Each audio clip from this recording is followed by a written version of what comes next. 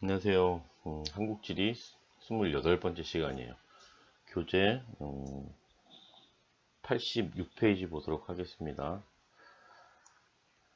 1번. 다음은 한국지리 도시다원 노트 필기 일부분이다. 기억에서 리을에 대한 설명 옳은 거 그러래요. 한번 보도록 할게요. 도시 지역 분화.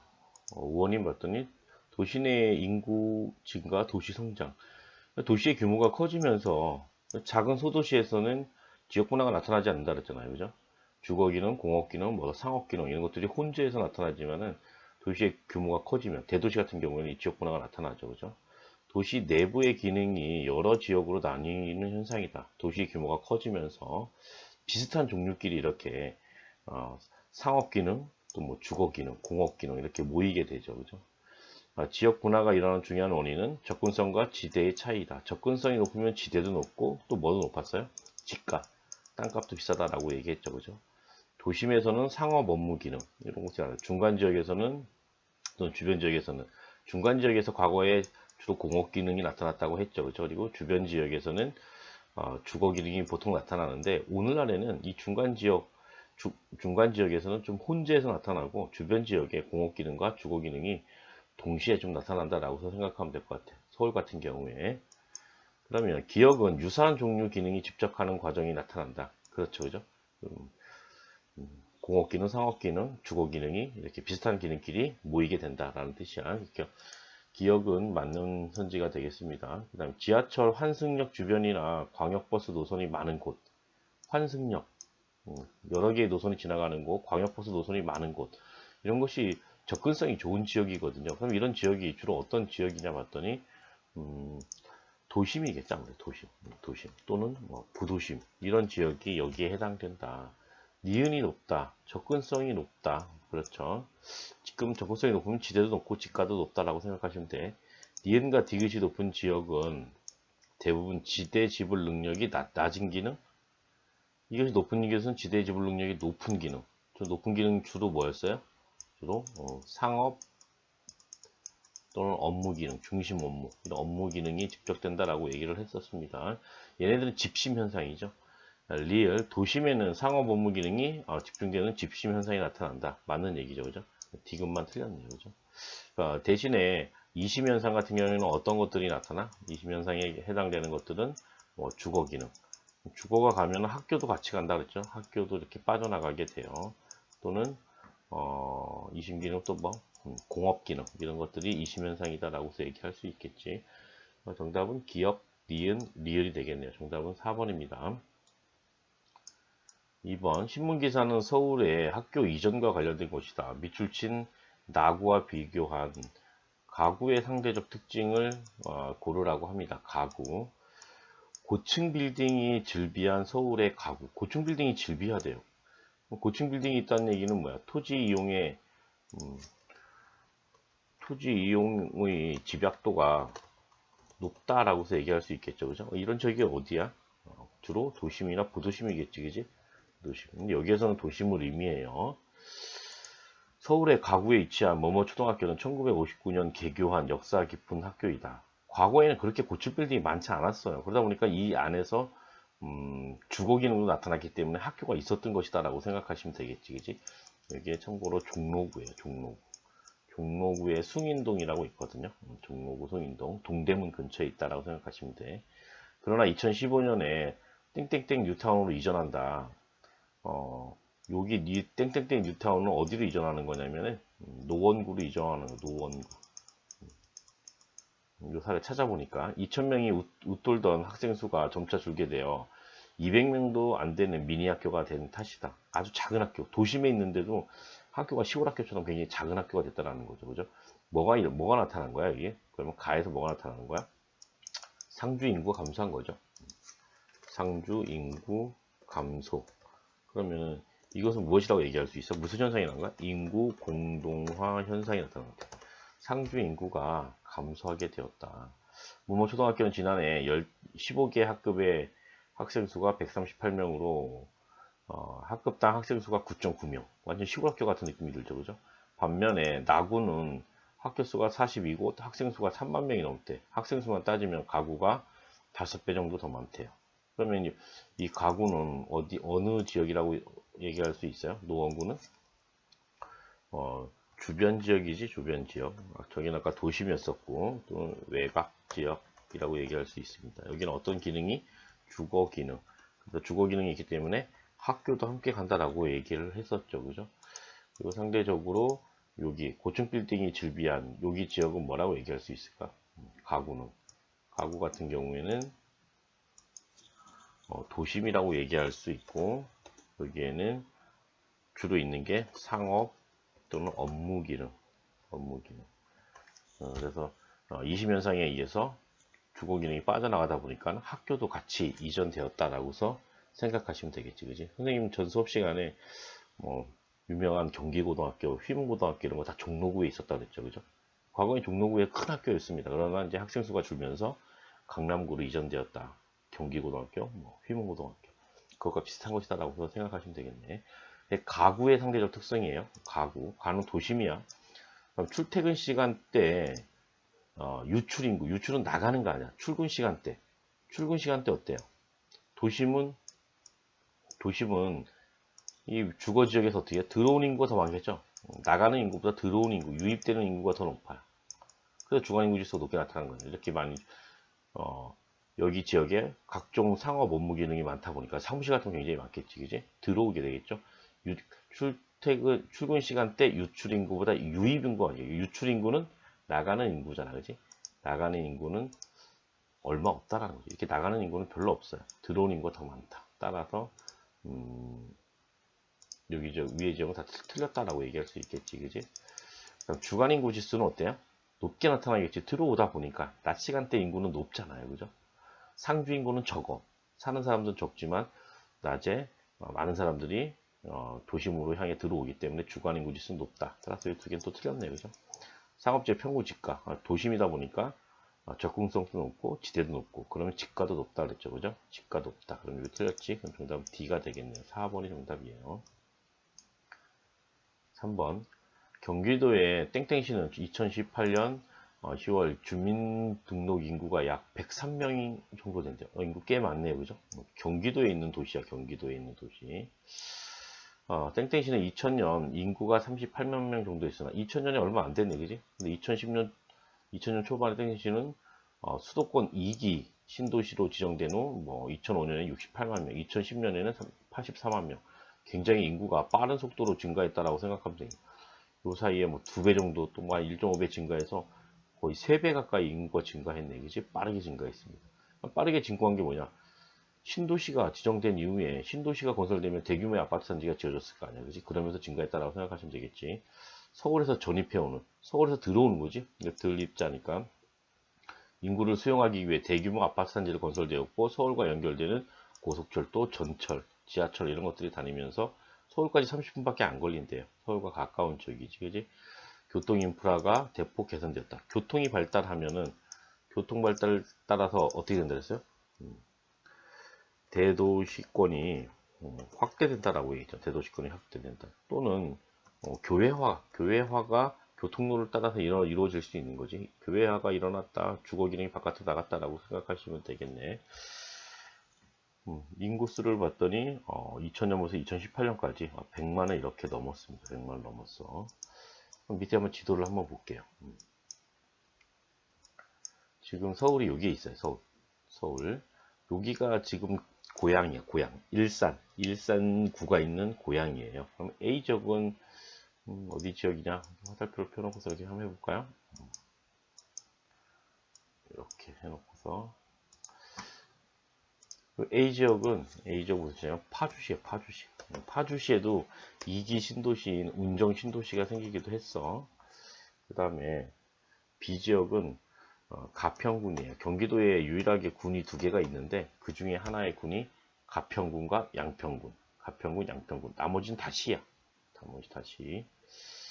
그리고 여기 있는 지역들. 여기 있는. 밑에는 평택이고 위쪽에는 안산이고 안산과 평택 사이에 있는 곳 화성시예요. 화성시도 2기 신도시가 들어섰어요. 동탄 신도시가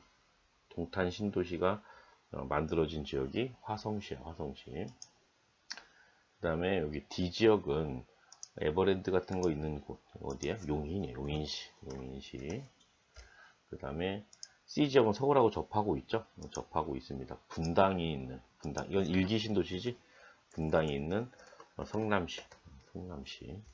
여기서 지금 참 아직까지는 쉽게 찾기는 어려울 것 같은 생각이 드는데, 여기서 정답은 용인시야. 용인시. 왜 그러하냐면은 경기도에 좀 우리 인구가 100만이 넘어가는 도시 정도는 좀 기억해 뒀으면 좋겠어요. 그래서 1위부터 10위까지는 그 앞쪽 전단을 해서 했었거든요. 1등이 어디였어? 서울. 한번 써볼까요? 2등이 어디였어요? 부산. 3등이 인천이 대구를 역전했다 그랬죠. 그죠? 인천. 그다음 대구.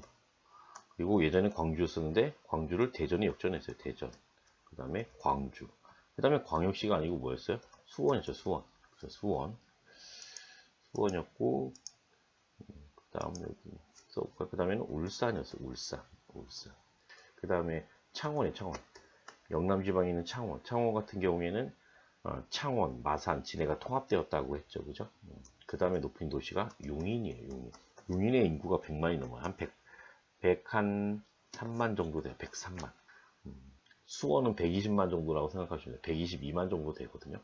그 다음에 또 100만 정도 되는 도시가 용인이 있는데, 고양이 있는데 100만이에요. 100만. 그 다음에 100만원 조금 안 되는 12위 도시가 성남이에요. 성남은 한 93만 정도 돼요. 93만 정도. 그 다음에 13위가 부천이에요. 부천. 85만 정도 돼요. 85만 정도. 그 다음에 우리 충북에 있는 청주입니다. 청주. 84.5만. 거의 부천하고 비슷해요. 84.5.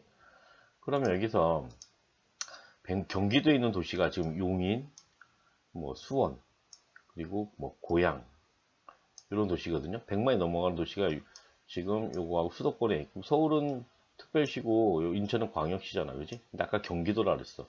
경기도에서 100만이 넘는 도시는 수원이 100만이 넘고, 그 다음에 용인, 고양 이런 데가 넘어요.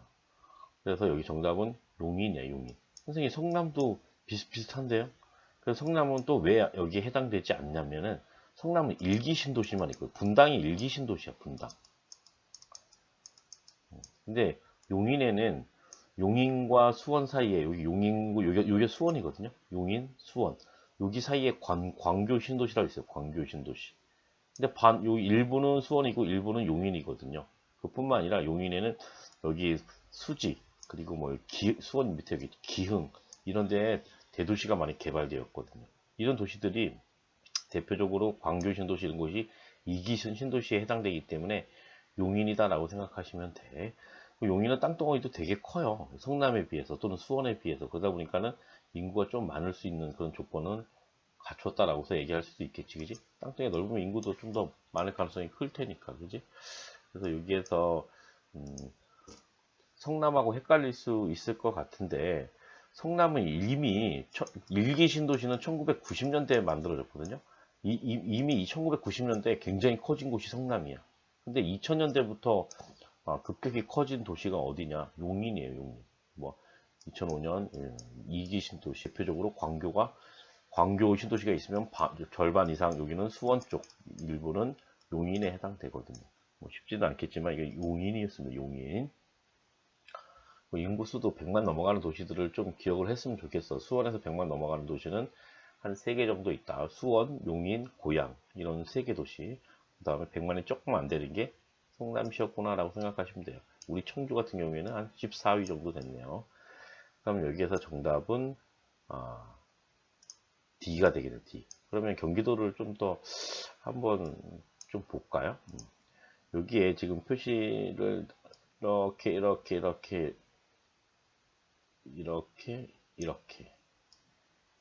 여기 인천광역시. 여기만 인천이 아니라 전체 여기는 영종도, 여기 강화도, 막 여기 성모도, 교동도 막 섬들 있거든요. 다 여기 인천광역시. 그리고 거기 바로 옆에 있는 게 여기 김포시예요. 김포시. 그리고 아까 얘기했던 여기가 고양시, 일산, 여기 파주. 그 다음에 이쪽으로 이렇게 올라가면 여기는 연천군. 군이 3개구나. 2개가 아니라 연천군이라고 있어요. 연천군. 그리고 여기로 이렇게 여기 내려오면 여기는 예전에 군이었는데 지금 포천시예요. 포천시. 포천시. 그 다음에 여기는 동두천시. 동두천시. 양주시. 그 서울 바로 위에 있는 의정부시. 서울 오른쪽에 있는 구리시. 서울 오른쪽에 여기 좀 더 큰 신도시 개발 많이 된 곳. 남양주시. 서울에 여기 하남 스타필드 있는 곳. 하남시. 하남시 있는 거예요. 쭉 너무 많죠, 그죠? 그냥 한 번씩 찍어보면서 얘기하는 거예요. 여기 부천시야. 아까 인구 많았던. 성남 다음으로 인구가 많은 곳. 85만. 부천시. 그다음에 여기 광명시예요. 광명시. 광명시. 그다음에 여기 시흥. 시흥시. 안산. 여기도 안산인데, 여기도 안산이에요. 여기도 안산이에요. 좀, 안산 이렇게 떨어져 있죠, 그죠?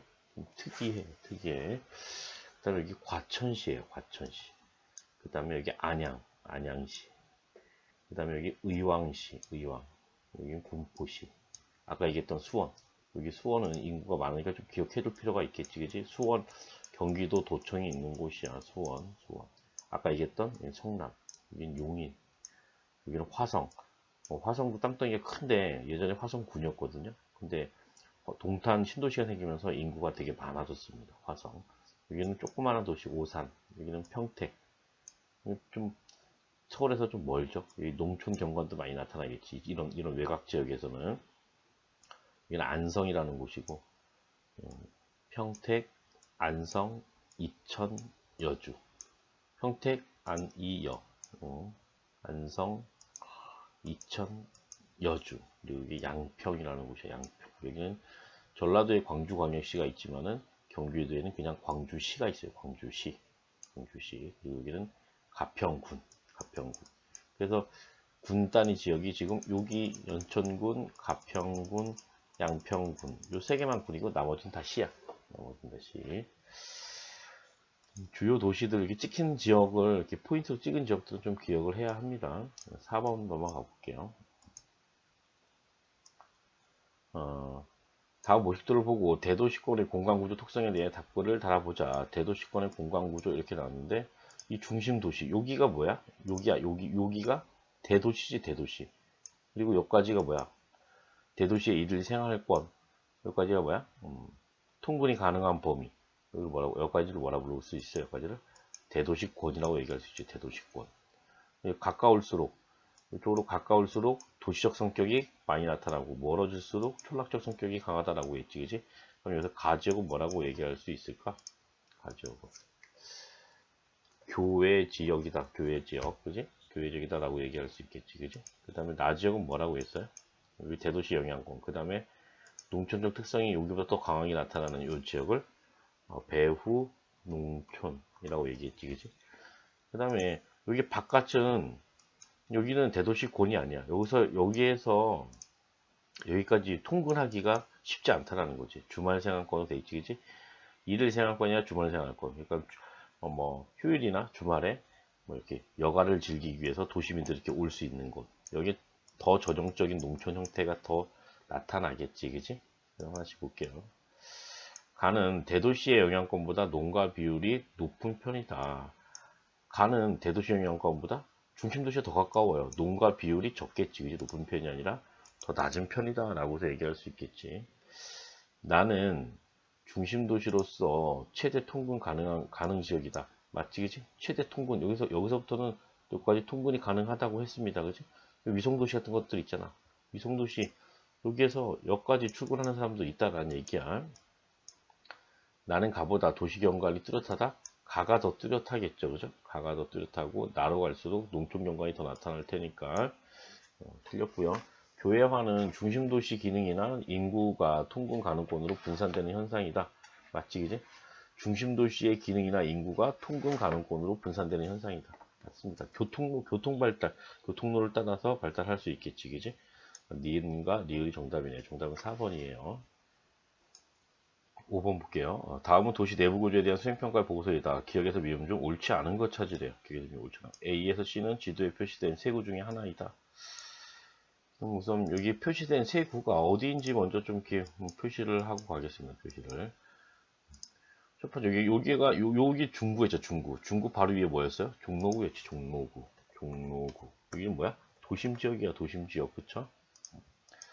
그 다음에 여기가 노원구였죠. 노원구 바로 왼편에 어느 지역이냐면 도봉구야, 도봉구. 도봉구 지역은 무슨 지역이다? 주거 지역이다. 주변 지역으로서 여기는 주거 기능이 나타나겠지, 주로. 주거 기능. 그 다음에 여기 지역은 여기가 금천구야, 금천구. 그리고 여기가 영등포구. 그리고 여기가 구로구. 구로구야. 여기도 뭐야? 주변 지역이야, 주변 지역. 그런데 여기서 뭐가 나타난다? 공업 기능이 나타난다. 선생님이 얘기했습니다. 그래서 공업 기능이 나타나는 지역이 여기 영등포구, 구로구, 여기 금천구. 그래서 구로구는 과거에 구로공단이 있었거든요. 지금 서울 디지털 산업단지가 지금 들어섰지만 과거에 공단이 있었던 곳이야. 종로구. 여기 반쪽 딱 잘라가지고 위쪽은 녹지 공간이 많다 그랬지? 그러니까 상하 업무기는 요 밑에 쪽에 많을 거예요. 그 다음에 여기도 아파트 단지가 많지만 노원구, 여기도 역시 아파트 단지가 많은 곳이야. 그래서 상주인구와 주간인구, 사업체수 나오고 있는데 주간인구 지수를 먼저 이렇게 좀 볼게요. 주간인구 지수가 굉장히 낮게 나타나. 여기는 뭐야? 주거지가 나타나겠지. 그치? 따라서 여기가 A다라고서 얘기할 수 있겠네요. 그죠? 주간인구 지수가 가장 높게 나타나. 여기 어디야? 도심이겠지. 그치? 따라서 얘가 종로구다라고 얘기할 수 있지. 주간인구 지수가 100보다 조금 더 커. 근데 엄청 크진 않아. 그럼 뭐야? 여기는 공장이 있어서 일자리가 많은 곳들. 그래서 여기 구로구가 여기에 해당된다라고 얘기할 수 있습니다. 지금 상주 인구를 보니까는 A 지역이 제일 많아. 선생님, 아니, 두 번째로 많아. 선생님 C가 더 많은데요. C는 선생님이 또 얘기했지만은 공업 기능과 함께 뭘 또 갖고 있다 그랬어? 주거 기능도 함께 가지고 있다라고 얘기를 했습니다. 꼭 반드시 뭐 외곽 지역에 주거 기능을 하는 곳이 인구수가 무조건 많다라고 얘기할 수는 없어. 좀 주의를 합시다. 요 자료를 보니까 여기 주거 기능도 공장 사업체 수가 49개, 도심도 한 113, 많지 않아요. 그런데 구로 지역이 가장 많다. 선생님, 도심에 공장이 있을 수 있어요? 주로 소규모의 인쇄 출판업 하는 이런 것들이 많거든요. 우리 도심에 가면 뭐 종로서적, 교보문고, 영풍문고 막 이런 것들 있잖아요. 그지? 그것과 관련해서 또 신문사들 굉장히 많잖아요. 그래서 인쇄하는 그런 소규모의 제조업 업체들, 인쇄 공장 이런 것들이 출판학과 관련된 그런 것들이 소규모로 많이 종로에 분포하고 있어요. 그런 업체에 해당한다라고 생각하시면 될 것 같아.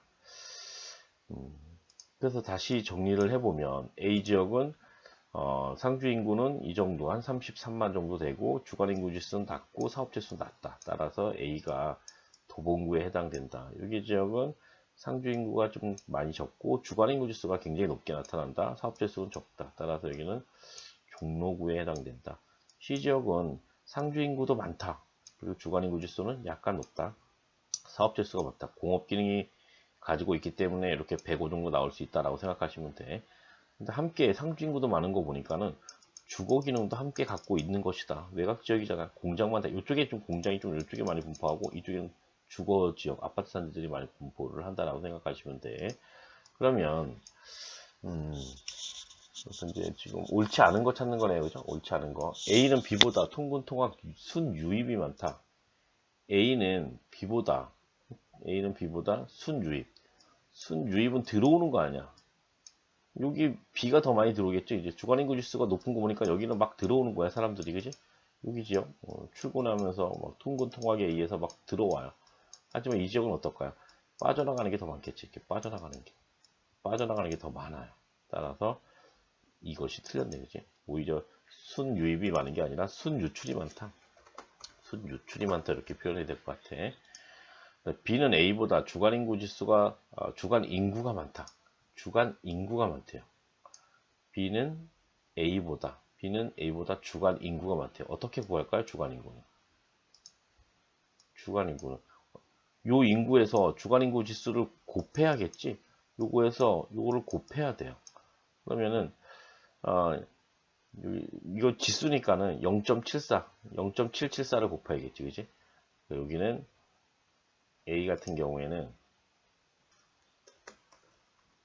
A는 그냥 33만이라 할게요. 33만 곱하기 만 곱하기 77.4%잖아요. 그러니까 뭐야? 0.77 정도 곱하면 된다는 거죠. 이 곱해서 선생님 계산해 봤더니 어느 정도 나오냐면은 26만 정도 나와요. 14만 7천만 명이지. 14만. 그럼 15만 이렇게 15만. 15만 곱하기 265니까는 2.65를 곱해야겠죠. 그죠? 이렇게 곱하면은 두 배면 30만 넘겠죠. 그죠? 계산했더니 39만 정도 나와요. 이게 주간 인구야. 이게 지금 상주 인구고 주간 인구 지수를 곱하면은 주간 인구 수가 나오는 거지. 주간 인구. 주간 인구는 어디가 더 많다? B가 더 많다. B는 A보다 주간 인구가 많다. 맞는 얘기네, 그지? C는 A보다 인구 밀도가 높다. 지금 얘가 C잖아요, 그죠? C. 그 다음에 얘가 A야, A. 근데 면적을 보니까 어때요? 비슷비슷해 보여요. 뭐 A가 약간 커 보이기도 해. 비슷비슷해 보여. 하지만 인구 누가 더 많아? C가 더 많아. 인구 밀도는 단위 면적당 면적분의 뭐였어? 인구 수였잖아. 근데 인구가 C가 더 많으니까 C가 인구 밀도가 높다라고 얘기할 수 있겠지. 맞는 것이고, C는 B보다 초등학교 학급수가 많을 것이다. C는 B보다 인구가 많잖아. 인구가 많다는 얘기는 당연히 초등학교 학생도 많을 테고, 따라서 학급수가 더 많을 가능성이 크겠지, 그지? 왜? 인구가 거의 3배 정도, 2배 이상이에요. 2.5배는 돼요, 적어도. 따라서 많은다. C는 산업단지가 건설된 지역으로 제조업이 발달했다. 제조업이 이렇게 조금 많이 발달돼 있지, 그지? 참고적으로 여기서 딱 한번 메모해볼까요? 여기에 산업단지 뭐가 있었냐면, 구로 공단, 공업단지가 있었어요. 근데 최근에 서울이라는 대도시 내에서 막 좀 환경이나 경과 미관을 해치는 이런 공장이 많으면 좀 그렇잖아. 요즘에서는 조금 아파트형 공장 이런 것들이 좀 많이 들어섰어요. 이거를 서울 디지털 산업 단지 이렇게 얘기해요. 그래서 요즘에는 IT 관련된 이런 산업들, 이런 제조업들 이런 것들이 좀 여기에 모이기 시작했다라고 생각하시면 돼. 틀린 것은 1번이다 라고 생각합니다. 6번 보겠습니다. 울산은 1960년대 만들어진 60년대 후반에 만들어져요. 1970년대 이후 국토 및 지역개발 일환으로 전국에서 신도시가 건설되었다. 근데 울산은 뒤에서 뭐 영남지방 할 때 하겠지만은 공업도시로 유명했고 중화공업도시, 중화학공업도시로 유명해. 이건 중공업과 화학공업이 발달했다는 얘기야. 중공업은 금속공업, 금속이 들어간 거, 화학공업은 석유가 들어간 공업이거든요. 그래서 중공업 먼저 써보면은 울산에 유명한 자동차, 그리고 조선, 배 만드는 거죠. 이런 공업들이 유명해요. 그 다음에 화학공업 뭐가 유명해요? 석유화학공업 또는 석유를 정제하는 정유공업 이런 것들이 유명해. 그래서 중화학공 도시로 유명해서 작은 항구 도시가 국가에서 정책적으로 이런 공업 도시를 계획적으로 육성을 했어요. 그러면서 현대자동차 뭐 여러 가지 뭐 ST 조선소 여러 개의 조선소 들어오고 이런 큰 공장들이 들어와 있다라고 생각하시면 되고 70년대 이후 국토 및 지역 개발의 일환으로 전국에 신도시가 건설되었다. 1990년 일산, 분당, 중동, 평촌, 삼본 이런 것들이 있는데 한번 여기다 바닥 한번 해볼까요? 학생들 위에다가 해도 돼. 그러면 일산은 어디에 있는 거야? 일산은 고향에 있는 신도시다라고 생각하시면 돼요. 분당은 어디였어요? 성남에 있는 신도시다. 중동은 부천이라는 곳에, 아까 부천은 성남 다음으로 인구 많고 성남 다음으로 인구가 많은 곳, 그렇죠? 청주보다 인구가 많은 곳. 그 다음에 평촌은 안양에 있어요. 그리고 삼보는 경기도 군포에 있어. 지금 얘기한 거 다 경기도에 있는 신도시들이야. 얘네들이 일기 신도시예요. 일기 신도시. 1990년대. 특히 시험 문제에서 잘 다루는 것들은 얘네들이야. 이 두 개.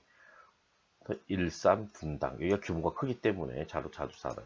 그 다음 2000년대 수도권 2기 신도시. 그래도 계속 과밀화된 거죠. 서울이 집값도 상승하고 서울로 계속 몰려들다 보니까 2기 신도시가 건설되었다. 그래서 지금 성남의 판교, 신도시 이런 것들도 생기게 되고, 분당뿐만 아니라 2기 신도시는 판교야, 화성의 동탄 신도시, 아까 뭐 얘기했죠, 그죠? 김포시의 한강 신도시, 파주의 운정 신도시. 요 광교는 왜 안 써놨냐면은, 광교는 일부는 수원이고 일부는 용인이야. 아까 얘기했던 용인이 경기도 내에서 수원 다음으로 인구가 많았어요. 성남보다 많았지. 그 다음에 양주, 옥정 신도시, 인천, 검산 신도시, 이런 것들이 2기 신도시다. 서울 및 수도권의 기능을 분담하고 있다. 또한 정부는 쾌적한 주거환경에 대한 1919년부터 남양주의 왕숙 신도시, 하남 교산 신도시, 인천 계양 신도시, 과천, 기존에 있던 과천 안에 새로운 또 도시를 개발하는 거죠. 3기 신도시 개발 계획을 발표했다. 이미 진행 중이야. 현재 진행 중. 요거는 보고서 갈게요. 일기 신도시를 우선 빨간색으로 선생님 표시를 한번 해보면, 여기 초록색으로 해볼까요? 일기 신도시, 여기 성남 분당, 여기. 그리고 안양, 평촌, 군포, 삼본, 부천, 고양, 일산, 이런 지역이야. 서울의 경계는 지금 어디 있냐면, 여기가 서울의 경계야. 서울의 행정구역 경계. 이 정도 된다고 생각하시면 돼. 한 요 정도 거리에 떨어져 있다라고 생각하시면 돼. 근데 2기 신도시는 어떻게 돼요? 좀 더 멀어졌잖아, 그지? 2기 신도시. 수원, 광교라고 되어 있는데, 일부는 용인으로 들어가. 여기 있고, 그 다음에 2기 신도시, 여기 판교, 송파 위례도 있고, 인천 검단도 있고, 한강 신도시, 파주 운정, 양주 옥정, 양주의 옥천? 양주 옥정 신도시. 그래서 조금 거리가 어때요? 조금 더 멀어진 감이 있어요. 1기 도시보다. 근데 3기 도시는 다시 가까워져. 지금 계획, 하남, 여기 지역, 과천, 인천 계양 지역들, 남양주의 왕숙 지역들, 어때요? 비교적 1기 신도시보다도 더 가까운 지역이 많아요. 그래서 이게 멀어진 것은 서울의 도시권이 그만큼 더 확대되었다라고서 얘기할 수 있어요. 그러니까 2기 도시가 먼 곳이 서울의 대도시 권역, 대도시권이 더 확대되었다. 근데 3기 도시 같은 경우에는 서울의 집값이 계속 오르고 어떤 공급의 부족이 생기자 가까운 곳에 이렇게 3기 신도시를 건설하면 그 효율성이 클 것이다 해서 좀 가까이에 이렇게 도시를 건설하고 있어요. 그리고 최근에도 지금 서울에 땅값이 많이 올라가고 집값이 엄청나게 올라가면서 서울 내부적으로도 군사 분용지라든지 또는 용적률을 높여가지고서 재개발 지역에 용적률 높인다는 얘기는, 예전에는 아파트를 한 20층밖에 못 쳤어. 근데 막 60층까지 지게 하는 거지, 이렇게. 그런 것들을 허가하는 이런 방안들이 요즘에 뉴스에서 좀 이슈가 되고 있더라고요. 아무튼 3기 신도시는 2기 신도시보다도 오히려 좀 가까운 측면이 있다고 생각하시면 돼. 그러면 기업. 정부의 종합공업 육성 정책으로 개발되었다. 맞아요. 정부에서 정책적으로 한 거야. 니은 서울의 인구 분산 및 수도권 주택 공급 증대를 위해 건설되었다. 맞지, 그지? 서울의 기능을 분산시키기 위해서 맞고, 그다음 미음 서울의 및 수도권의 기능 분담으로 인해 서울의 인구 분산 효과가 발생하겠지, 그지? 그래서 서울의 인구는 1994년에 한 1070만 정도까지 증가했었어요. 그랬다가 지금 100만이 줄었어. 그래서 지금 972만 정도 되거든요. 이런 분산 효과가 발생한 거지. 그래서 4번 니은 디귿 건설로 서울의 대도시권이 확대되었다. 니은 1기 신도시, 2기 신도시 확대되었죠. 그죠? 교통로를 따라서, 또 전철 이런 걸 따라서. 니을은, 그럼 2기 신도시는 3기 신도시보다 서울과 거리가 가깝다? 좀 유의해 주세요. 3기가 더 가까워요. 3기가 더 가깝다. 다시 한번 확인을 해보면, 하남의 교산 신도시, 서울하고 붙어 있어, 이렇게. 근데 파주 운정 신도시는 이렇게 서울하고 좀 멀리 떨어져 있죠, 그죠? 이만큼 떨어져 있어. 서울하고 좀 멀리 떨어져 있어. 3기 신도시가 서울하고 오히려 더 가깝구나라고서 좀 기억합시다. 틀린 것은 5번이 되겠어요. 7번 지도 가에서 다 지역 상주 인구와 주간 인구 지수를 나타낸 것이다. A에서 C 지역에 대한 옳은 설명은, 지금 여기 지역도 미리 이렇게 어느 지역인지 좀 보고서 갈게요.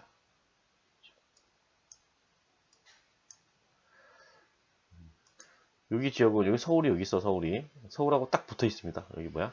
일산이 있는 고양. 고양에는 일산 신도시가 있습니다. 일산 신도시. 그 다음에 여기 지역은 서울하고 가장 멀어요. 여기 화성이고 화성 밑에 화성 뭐 연쇄살인사건 뭐 이춘재 잡히고 그랬잖아요. 그죠? 그 밑에 평택시야.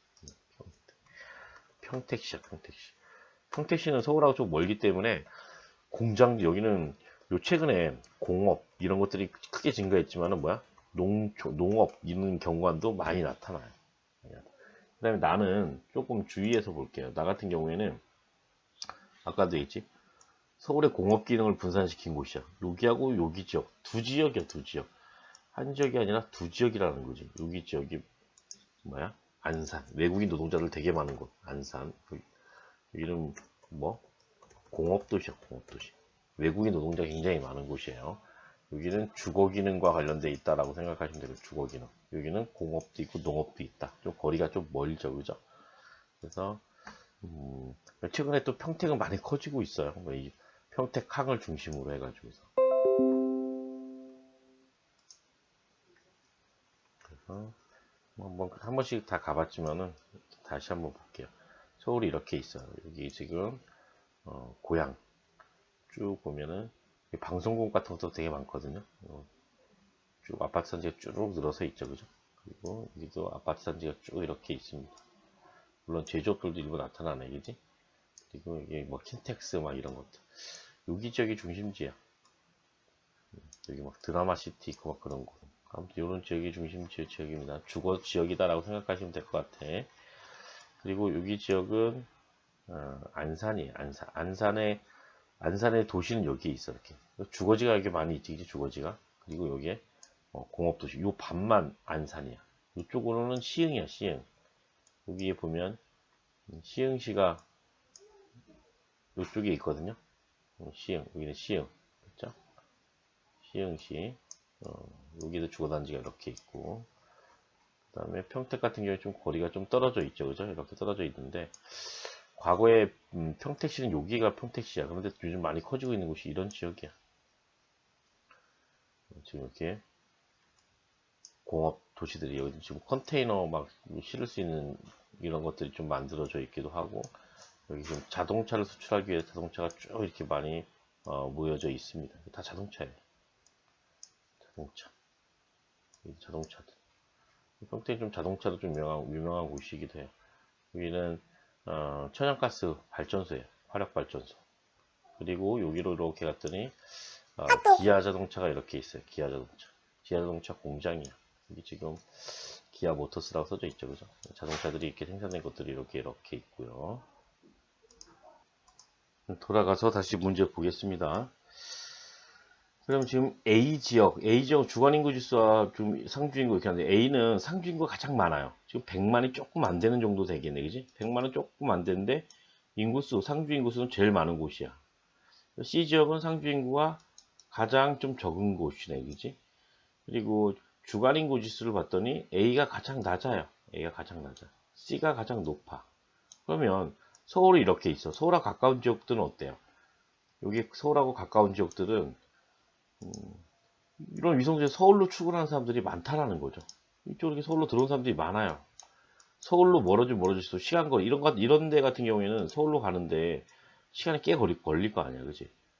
따라서 서울로 통근하는 인구가 다 지역은 적다라는 얘기야. 서울에서 멀어지면 멀어질수록 가까워지면 주간인구 지수가 낮아지고 멀어지면 주간인구 지수가 커진다라고서 이렇게 이해하시면 되겠습니다. 그러면 서울하고 가장 가까운 지역이 보니까 주간인구 지수가 가장 낮은 곳, 얘가 바로 가가 됩니다. 가.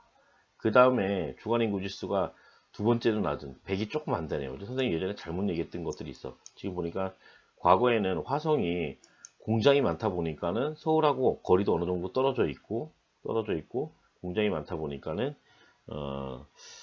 주간인구 지수가 100이 약간 넘었었거든요. 근데 오히려 100이 약간 안 되는 것 같아. 한 98 정도 되는 것 같아. 98 정도. C 같은 경우에는 서울하고 완전히 멀어요. 그리고 공장들도 어느 정도 있어. 아까 막 기아자동차 봤죠, 그죠?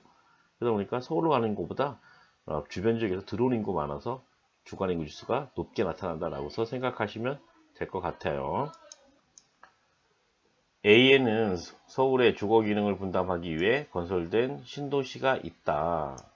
A에는 주거 기능을 분담하기 어떤 도시가 있어요? 아까 고양시죠, 그지? 여기가 일산이죠, 일산. 일기 신도시. 두 번째, B는 A보다 제조업 종사자 비율이 높다. B는 A보다. A는 주로 주거 기능만 있어요. 아파트 단지. B 지역이 공장이 더 많죠. 안산이니까, 그죠? 맞는 얘기가 되겠지, 그지? B 지역이 바로 지금 안산이야, 안산. 안산은 공업도시예요. 그 다음에 지금 C는 A보다 지역 내 전체 농가에서 전업 농가가 차지하는 비율이 높다. C는 A보다 지역 내에서 전체 전업 농가 차지하는 비율이 낮은 게 아니라 높겠지, 그지? 전업 농가는 농업에 전념하는 농가. 서울에 가까워지면 가까워질수록 이쪽으로 가까워질수록 무슨 농가가 나타나요? 겸업 농가 비율이 높아지지, 그지? 그런데 서울에서 멀어지면 멀어질수록 농촌 경관이 많이 나타나니까 전업 농가가 많아질 거 아니에요, 그지?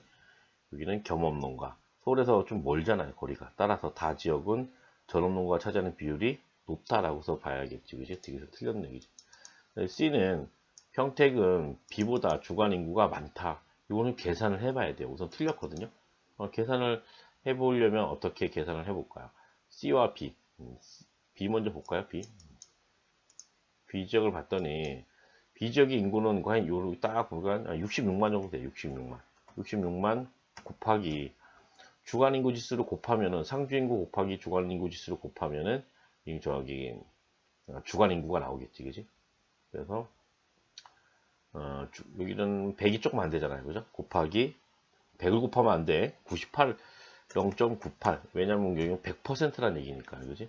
이렇게 해서 하면 약간 인구수가 줄어들겠지, 그지? 66만 곱하기 100분의 98 하니까 어느 정도 하면 한 64만 7천 명 이 정도 돼요. 64만 7천 명 정도 된다라고 생각하면 조금 줄어들지, 그지? 그 다음에 C 지역은